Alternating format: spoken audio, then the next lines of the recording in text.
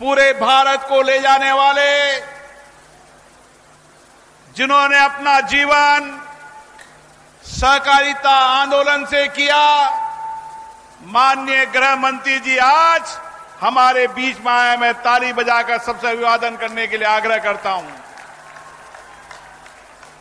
साथियों, इस देश में सहकारी आंदोलन एक ऐसा आंदोलन है जिसमें देश के किसान, मजदूर, नौजवान और माता बहनों के जीवन, सामाजिक और आर्थिक जीवन को परिवर्तन करने का काम किया है।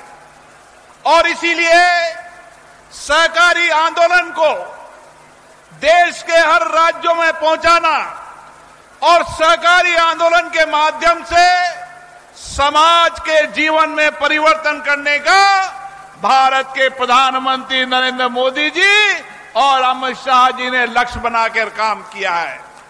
और आज मुझे खुशी है कि सहकारिता आंदोलन के माध्यम से जहां गांव में बैठा किसान उसके जीवन को आर्थिक परिवर्तन करने का काम किया, तो सहकारी आंदोलन ने किया।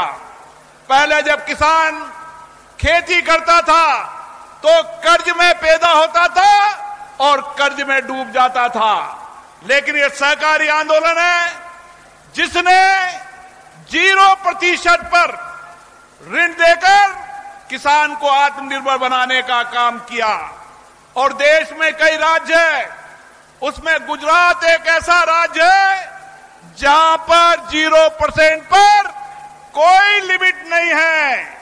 आप जितना पैसा फसल के हिसाब से लेना चाहे उतना पैसा अगर मिलता है तो सहकारिता के माध्यम से देश में, गुजरात में मिलता है। आज गुजरात के अंदर चले जाओ, वहां के पशुपालकों की जिंदगी पलटी है। एक डेयरी, अमूल डेयरी के माध्यम से लोगों के जीवन को परिवर्तन करने का काम किया है। इसलिए किसान आंदोलन हो, चाहे श्वेत क्रांति हो, चाहे मत्स्य क्रांति हो, हर किसान के जीवन और आर्थिक जीवन परिवर्तन करने में सहकारिता आंदोलन की बहुत बड़ी भूमिका है। हमारे बीच में महिलाएं बैठी है। इन महिलाओं को गांव में 2 हाथ से काम करने का, 2 टाइम की रोटी का इंतजाम हो सकता है तो सहकारी आंदोलन से हो सकता है। इसलिए गांव में मेरा आपसे आग्रह है, सहकारिता आंदोलन को बढ़ाने के लिए हमें गांव-गांव के अंदर फूड प्रोसेसिंग ऑर्गेनाइजेशन खड़ा करना चाहिए।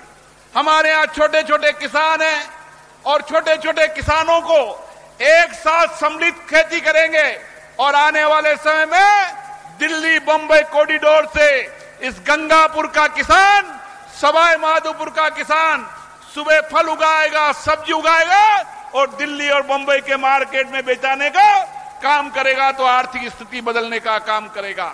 इसलिए आज मैं आपसे इतना ही निवेदन करना चाहता हूं, भारत के प्रधानमंत्री नरेंद्र मोदी जी ने एक सहकारिता विभाग बनाकर सहकारिता के माध्यम से लोगों के सामाजिक आर्थिक परिवर्तन का जो लक्ष्य बनाया है, अमित शाह जी ने जो गांव-गांव के अंदर जो हमारी ग्राम सेवा सहकारी समिति है, उस ग्राम सहकारी समिति को स्वावलंबन बनाकर गांव के अंदर ही एक ग्राम सहकारी समिति फैक्स के अंदर सारी सुविधाएं एक छत पर मिल जाए, किसी किसान, मजदूर, बहन, नौजवान को परेशान न होना पड़े। ये आने वाले समय में हो रहा है।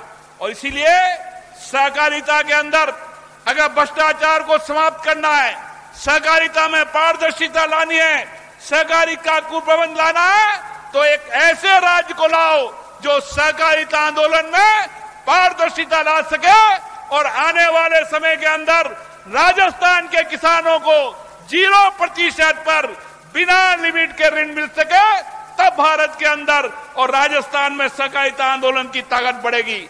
आज यहां बड़ी संख्या में आए, मैं सभी किसान भाइयों को, इफको के चेयरमैन साहब को और सभी नेता को और विशेष रूप से सहकारिता के प्रति जो समर्पण भाव है उसके लिए मैं अमित शाह जी को बहुत बहुत धन्यवाद देता हूं कि दूर दराज में आके सहकारिता आंदोलन को बढ़ाने में योगदान दिया, उसके लिए बहुत बहुत धन्यवाद।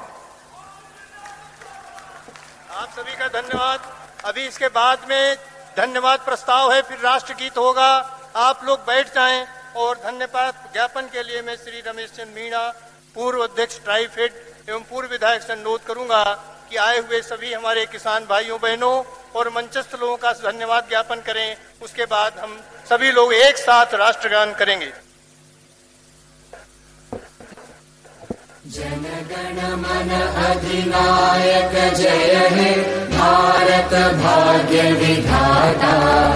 पंजाब सिंध गुजरात मराठा द्राविड़ उत्कल बंगा। विंध्य हिमाचल यमुना गंगा उच्चल जलधि तरंगा। तव शुभ नामे जागे तव शुभ आशीष मांगे। गाहे तव जय गाथा जन गण मंगलदायक जय हे भारत भाग्य विधाता। जय हे जय हे जय हे जय जय जय जय हे। भारत माता की, भारत माता की। वंदे वंदे। बहुत बहुत धन्यवाद।